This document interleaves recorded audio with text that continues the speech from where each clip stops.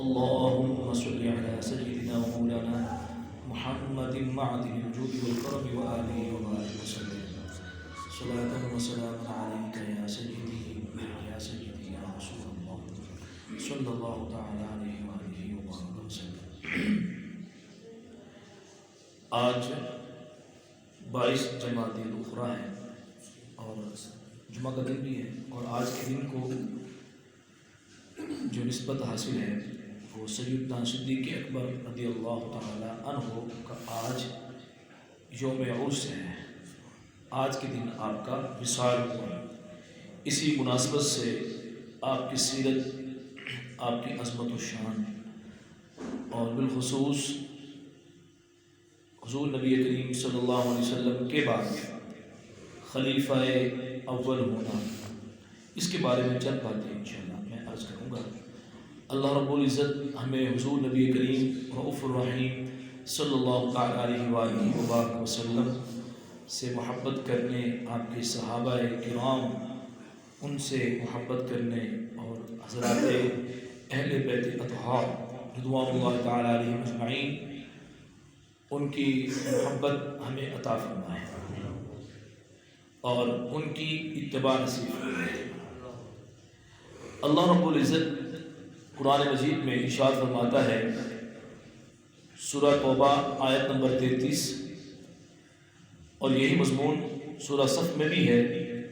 ارشاد فرمایا، هو الذی ارسل رسولہ بالہدی ودین الحق لیظہرہ علی الدین کلہ ولو کرہ المشرکون۔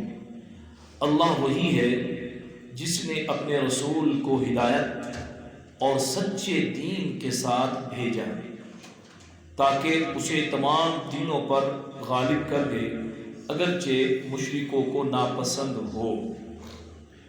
اللہ تبارک و تعالیٰ نے اپنے حبیب صلی اللہ علیہ وآلہ وبارک وسلم کو اس شان کے ساتھ مبعوث فرمایا کہ دین دیا، اور دین بھی دین اسلام، اور آپ کو ہدایت کے ساتھ بھیجا، اور فرمایا کہ میرے حبیب صلی اللہ علیہ وآلہ وبارک وسلم کی بعثت کا مقصد یہ ہے کہ تاکہ یہ جو دین لے کے آئے ہیں اس دین کو تمام ادیان پر غالب فرما دیں۔ اللہ تبارک و تعالیٰ دین اسلام کو حضور نبی کریم صلی اللہ علیہ وآلہ وبارک وسلم کے ذریعے سے تمام ادیان پر غالب فرما دیں۔ تو بعثت مصطفیٰ صلی اللہ علیہ وسلم کا مقصد کیا ہے؟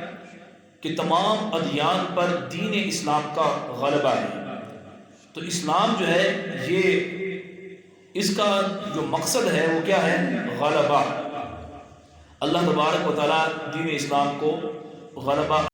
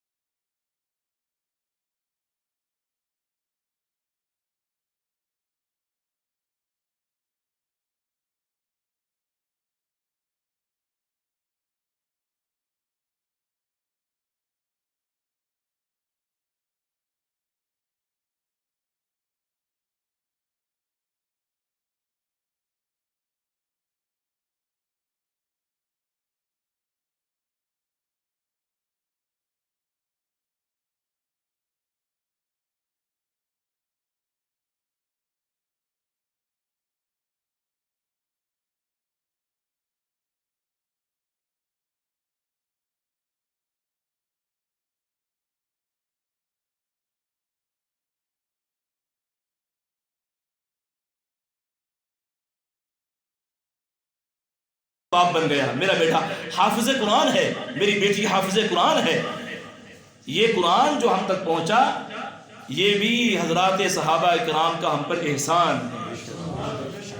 اللہ رب العزت نے کلام مجید کی حفاظت کا اہتمام کیسے فرمایا کہ صحابہ نے عرض کی کہ یا امیر المؤمنین، صحابہ شہید ہو گئے، جو ماہرین قرآن تھے وہ شہید ہو گئے، قرہ شہید ہو گئے، اب چند رہ گئے، تو اگر ایسے ہی جنگیں ہوتی رہی اور یہ بھی شہید ہو گئے تو قرآن کی حفاظت کا مسئلہ درپیش ہوگا، پھر آگے ہم کیسے منتقل کریں گے؟ تابعین تبع تابعین، قیامت تک اس قرآن نے رہنا ہے، یہ کیسے منتقل ہوگا؟ آپ قرآن کو ایک جگہ جمع فرما دیں۔ قرآن متفرق اجزاء میں تھا، وہ پتھر کی تختیوں پہ لکھا ہوا تھا، کھجور کی چھال پہ لکھا ہوا تھا، کاغذ بھی تھا لیکن بہت کم تھا، اور اسی طرح اونٹ کی شانے کی ہڈی تھی، اس کے اوپر چمڑے کے اوپر لکھا ہوا تھا، اور صحابہ کے پاس بھی ان کے نسخے موجود تھے اور مسجد نبوی شریف کے اندر بھی موجود تھے، پورا قرآن موجود تھا لکھا ہوا ریٹن فارم میں، اور صحابہ کو یاد بھی تھا۔ آپ نے کہا کہ میں کیسے جمع کر دوں؟ جو کام حضور اکرم صلی اللہ علیہ وسلم نے نہیں کیا وہ کام میں کیسے کر سکتا ہوں؟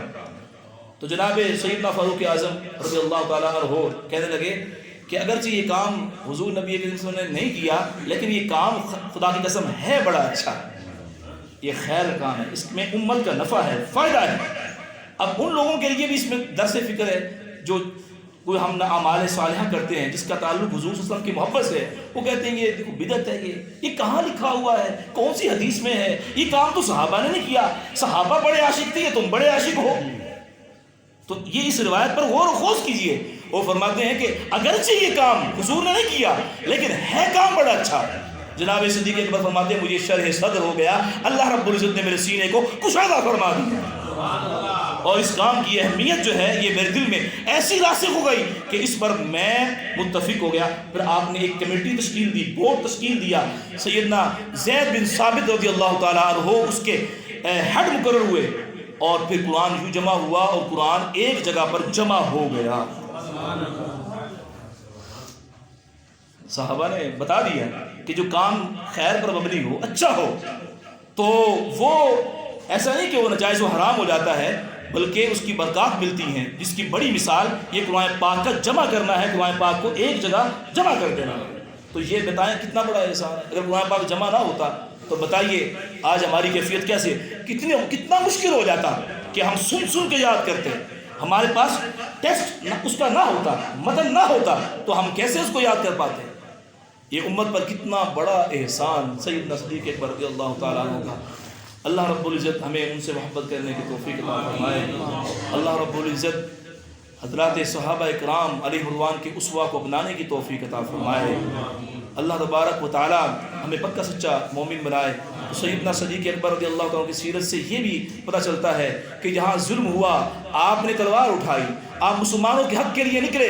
آج پوری امت مسلمہ کو سیدنا صدیق اکبر رضی اللہ تعالیٰ عنہ کی سیرت یہ پیغام دے رہی ہے، اگر تم حضور کے چاہنے والے، ماننے والے ہو، صحابہ کے ماننے والے ہو، تو جہاں امت مسلمہ میں کہیں مسلمان مظلوم ہیں، محکوم ہیں، اگر وہ قید و بند میں ہیں تو ان کی مدد کرنا تم پر فرض ہے، بھلے وہ کشمیر ہو، وہ فلسطین ہو، وہ بھلے شام کا علاقہ ہو، عراق ہو، یا وہ علاقے ہوں جہاں پر مسلمانوں کے اعضاء کاٹے گئے، مسلمانوں کو ناحق شہید کر دیا گیا، ان کی نسل کشی کر دی گئی، وہ علاقے مسلمانوں پر یہ فرض بنتا ہے، مسلمانوں سے مراد میں حکمرانوں کی بات کر رہا ہوں، ان کی ذمہ داری ہے کہ وہ ان کی مدد کریں، جس سطح پر مدد کرنا چاہیں۔ یہ ریلیاں نکالنا اور یہ صرف اور قرارداد مذمت پیش کر دینا یا چند منٹ کی خاموشی کشمیر کے لیے، اس سے کوئی قوم آزاد نہیں ہوتی، ملک آزاد نہیں ہوتے جب تک کوئی عملی قدم نہ اٹھایا جائے۔ حضرات صحابہ کرام نے غلبہ اسلام کے لیے کوشش کی ہے، جنگیں لڑی ہیں، کفار کے ساتھ لڑے ہیں، اور اللہ رب العزت نے پھر انہیں فتح و کامیابی عطا فرمائی ہے۔